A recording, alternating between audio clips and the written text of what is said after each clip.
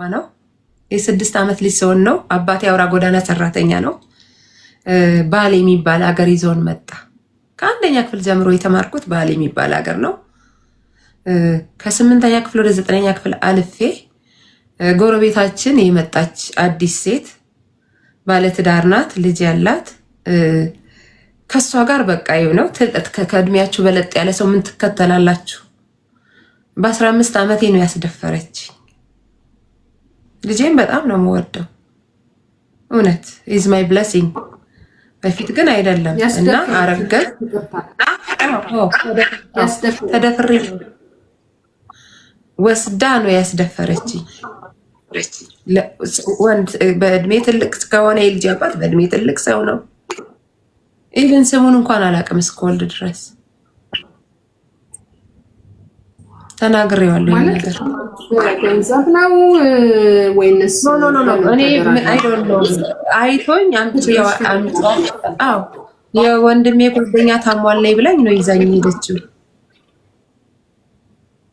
ይዛኝ ስትሄድ ተከትያት ከትምህርት ቤት ወጥቼ ማለት ነው። ይቅርታ ጋይ ታፕታፕ አድርጉልኝ። የሚያስተጋባው ያለው የኔ ነው። ኔትወርኩ እየተቆራረጠ ያለው የኔ ነው። ታፕታፕ አድርጉ፣ ሼር አድርጉ። ኮፒ ሊንክ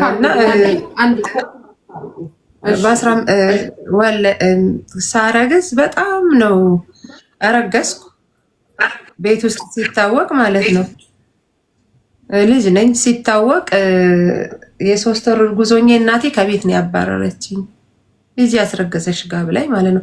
አነስተለኝ ውዴምና ሂጂና ጠይቂና ያለበት ሂጂ አለችኝ። እኔ አላውቀውም ስሙን ስጠይቃት ጊንር የሚባል እዛው ባሌ ውስጥ ነው ስትለኝ ሄጄ ቤተክርስቲያን በር ላይ ነው የተቀመጥኩት። የኔ ቢጤ ነው የሆንኩት። ከዛ አንድ ቀን እንዲልፍ ሲል 2 ቀን ነው አድሬ ያለው ምናምን እንደዚህ ይልፍ ሲል የአባቴ ጓደኛ ጋሽ ዳኜ ይባላል። እስቲ ልጆቹን አገኛቸዋለሁ። እግዚአብሔር ነፍሱን ባጸደ ገነት ያኑረው። ሲያይ አየኝ። እንዴ አንቺ ነው የጋሽ ሰይድ ልጅ አይደለሽ ሲለኝ አዎ ስለው ምን ነው ሲለኝ እንዲህ እኔ ደግሞ ያው ልጅ ነኝ ነገርኩት። ወስዶ አማቾቹ ጋር ነው ያስቀመጠኝ፣ የሚስቱ ቤተሰቦች ጋር። ቤት ሲሄድ ጠፍታ ነው ተባለ። አባቴን አስጠራው። አባት ጥሩ አባት ነው ያለኝ። አንዳንድ ሰዎች እናት ጥሩ ናት ይላል፣ አንዳንድ ሰው አባት ጥሩ። እኔ ደግሞ አባቴ ለእኔ በጣም ጀግናዬ ነው። ያቀኛል። ልጅ ነኝ፣ ጎበዝ ተማሪ ነኝ። እና አስጠራው። ልጅ ጠፍታለች ብሎ አስጠራው። ስላለው ያውቃል። ሽምግልና ተቀመጡ። አመጣኝ። እንዲህ ናት፣ ነፍሰ ጡር ናት፣ እንዲህ ሲባል አባቴ ሲጠይቀኝ ነገርኩት። እውነት ካልገደልኩት ነው ያለው። አሳዩኝ። ሰውየውን ካልገደልኩት እናቴን ከቤት አባረራት። እንዴት ታባርሪያታለሽ? መጠየቅ ነበረብሽ። በጣም እኔ አባቴ ለእኔ በጣም ጀግናዬ ነው። በጣም ከዛ ቤት መጣሁ፣ ግን ስቲል ተሰቃየሁ። ሰፈር ውስጥ ሐኪም ቤት አልሄድ፣ ድብቅ ነው ሁሉ ነገር፣ የተሸፋፈነ ነገር ነው። ገጠር ማለት የካንትሪ ሳይድ ነው። እንዳሁን እኔ ይሄን ማወራላችሁ የዛሬ 33 ዓመት ነው። አሁን ልጄ 32 ዓመቱ ነው። ኢትዮጵያ ውስጥ የዛሬ 33 ዓመት ክፍለ ሀገር ውስጥ አስቡት። ማይደርስ የለም ደረሰ። ወለድኩት። ስወልድ ግን ሚጤ ሲመጣ ሐኪም ቤት እንደመውሰድ ቤት ውስጥ ነው ያፋፈኑኝ። አልሐምዱሊላህ እኔም ልጄም አልሞትንም።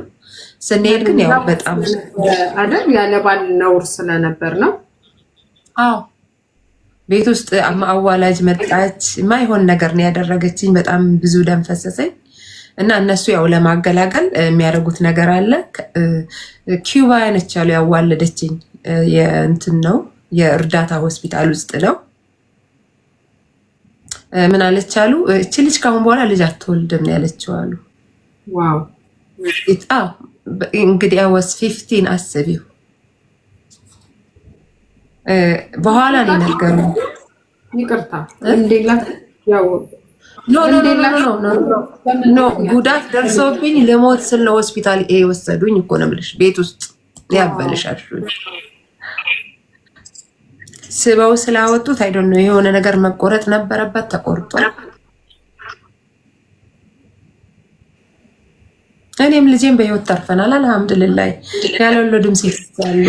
እኔ ደስተኛ ነኝ ልጅ ስላለኝ።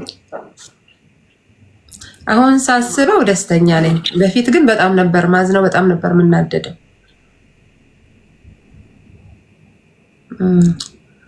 ኤኒዌይ የ10 ወር ልጅ ትቼ ቤት ውስጥ ጠፋሁባቸው። እዛው እኔ አዲስ አበባን ሳላይ ነው ከአገሬ የወጣሁት። የሆነ በላይ ከባሌ ወደዛ ወደ በቦርደር የሚኬድበት አለ። ሄድኩኝ። ልጄን ትቼ በ30 ብር ተቀጥሬ የሰው ቤት የሰው ልጅ ሳሳድግ ነበር ለ3 ወር። ከዛ ከአዲስ አበባ የመጡ ልጆች ስጠፉ፣ ያው ልጅ ስትሆኝ ቀልቀላነሽ 16 ዓመቴ ነው ስጠፋ።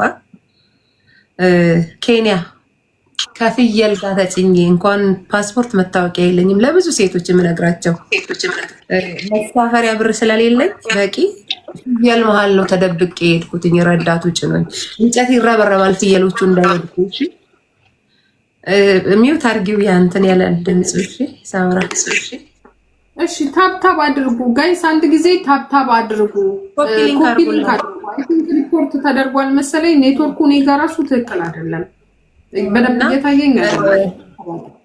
ኬንያ ገባሁ በ17 ዓመቴ ኖርኩ። በጣም ደጋግ ኢትዮጵያኖች አሉ፣ ሶማሌዎች አሉ። እኔ ኬንያ ገብቼ ሶማሊኛ፣ ስዋሂልኛ፣ ትግረኛ ልጅ ስለሆንኩ ማለት ነው። ስደተኞች ነበሩ ከዛም እና እኔ ደግሞ እንትኔ ስለሚያሳምን በዩኤን ተመዝግቤ ወረቀት ነበረኝ፣ ግን ስፖንሰር የለኝም። መውጣት አልቻልኩም። ስፖንሰር የሚቀበልሽ ሰው ያስፈልግሻል፣ በስደተኛም ማለት ነው። ቤተሰብ አሜሪካ፣ ካናዳ ምናምን ያስፈልግሻል። እኔ ሶማሌዎች መጨረሻ ላይ ያስገቡኝ ማለት ነው። ያው አይወጣም ቶሎ 7 ዓመት 8 ዓመት ቆይቶች ነው የሚወጣልሽ። ግን ከዛ መሀል ላይ ሌላ ሰው አገኘው፣ ተዋወቅኩኝ። በ19 ዓመቴ ስዊዛዊ ነው። አገባሻለሁ አለኝ፣ ቀለበት አረገልኝ። ግን አላገባኝም። ያው መውለድ እንደማልወልድ ሲያቅ ተወኝ።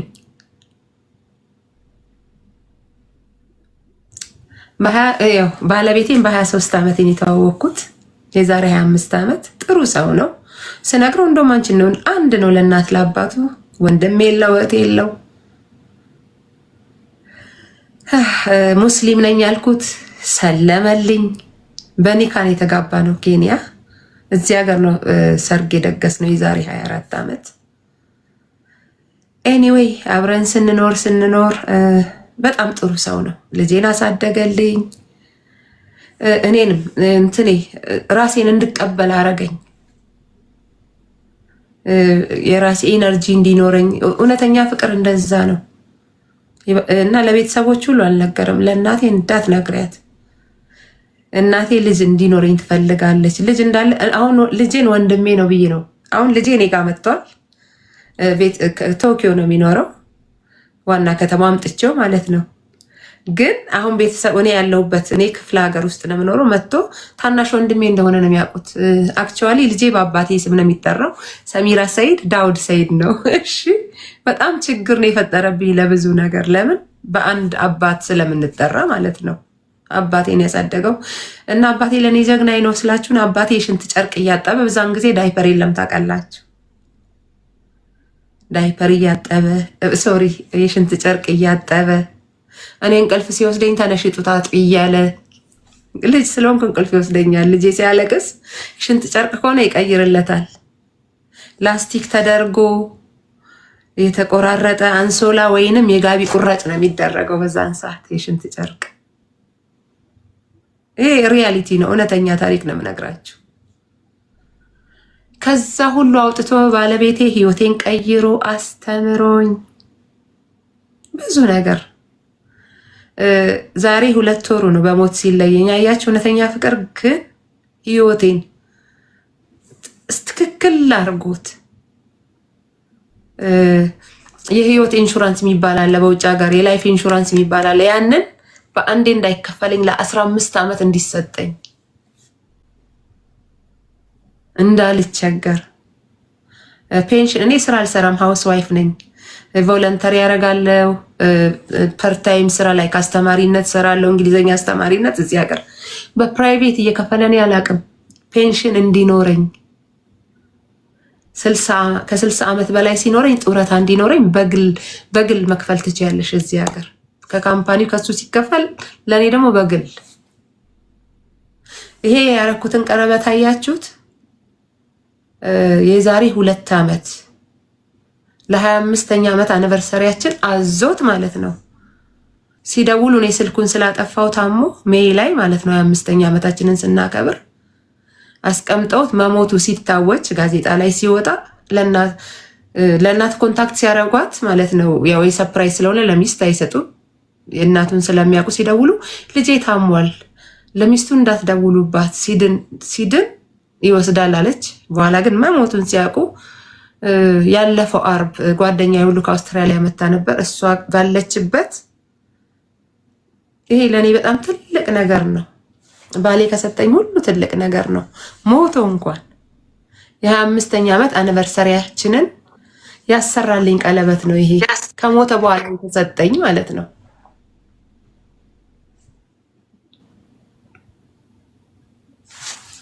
እና እውነተኛ ፍቅር እንደዛ ነው ቀደም ያልከው ልጅ ተሳስተሃል ልብስ አይደለም ቁመት አይደለም ይቅርታ ሰሚራዬ ልጠይቅሽ ውድ እስከ ዛሬ ድረስ የባልሽ ቤተሰቦች የሚያውቁት ባልሽ እንደማይወልድ ነው ማለት ነው አዎ ሁለታችን መውለድ እንዳቃተን መውለድ እንጂ እሱ ምንም የለበትም እኔ ባለፈው አላየሽም የሆነ ኢንተርቪው ሲያደርጉልኝ በጣም ያዘንኩት ምን ነው እኔም ባላገባኝ ልጅ ቢኖረው ኖሮ ኩላሊት ይሰጠው ነበር እኔ ደግሞ በነበረብኝ ችግር ካንሰር ታምሜ ኪሞ ምናምን ስላለኝ የዛሬ 17 ዓመት መስጠት ስላልቻልኩ ነው ያልሰጠሁት እንኳን አይደለም ኩላሊቴን አይኔን ሰጠው ነበር ሌላ የሚሰጠው ሰው አልተገኘም በገንዘብ ምንም ወይስ ምንድነው ችግሩ አይቻልም ኢትዮጵያ አገኘው የሆነች ልጅ ልሰጠው ማለት ነው ያሳደግኳት ልጅ አለች ያስተማርኳት ታይላንድ ድረስ ሄድን የጃፓን ህግ ወይ ሚስት ወይ አባት ወይ ልጅ ነው የሚሰጠው ህጉ የተለየ ነው ወሰድኩና ዲኤን እህቴ ብዬ ውሸት ወረቀት አሰርቼ ምን ብዬ ታይላንድ ማለት ነው የዛሬ 3 ዓመት ኪድኒ ፌል ባረገ በሁለተኛ ዓመቱ ማለት ነው ዲኤንኤ ቴስት አሉ ኦፍ ኮርስ እህቴ አይደለችም ለዛ ነው ህይወት ለማዳንም ከሌላ ሰው ከቤተሰብ ውጪ ከሌላ ሰው መቀበል አይችሉም ማለት ነው አይቻልም ያክስቴ ልጅ አለች እዚህ ያመጣዋት እሷ ኦፈር አድርጋ ነበር አይቻልም መስጠት የሚችለው ልጄ ብቻ ነበር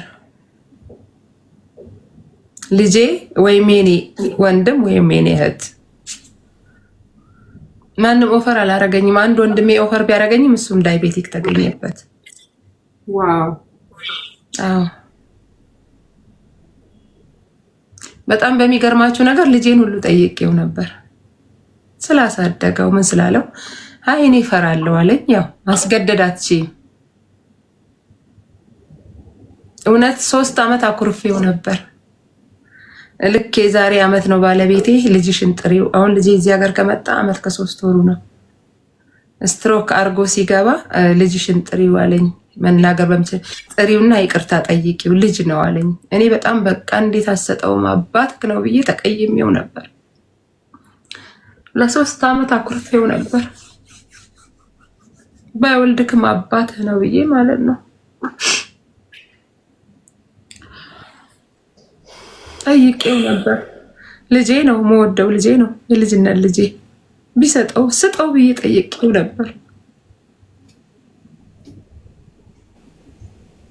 አይዞሽ እውነት ለምነግርሽ በጣም ተቀይሜው ነበር ባለቤቴ ነው አትቀየሚው ተይ ልጅ ነው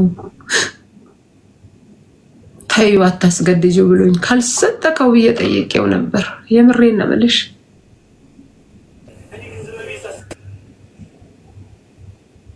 አይዞሽ አይዞሽ የኔ ውድ ያው እግዚአብሔር ያለው ነው የሚሆነው እና እውነት ነው የምላችሁ ይሄ ያስተምራችኋል ብዬ ነው እኔ ብዙ ቦታም ተናግሬዋለሁ ፕሊዝ ፕሊዝ ፕሊዝ ፕሊዝ ፕሊዝ ፕሊዝ ልብስ አይደለም፣ መልክ አይደለም፣ ገንዘብ አይደለም።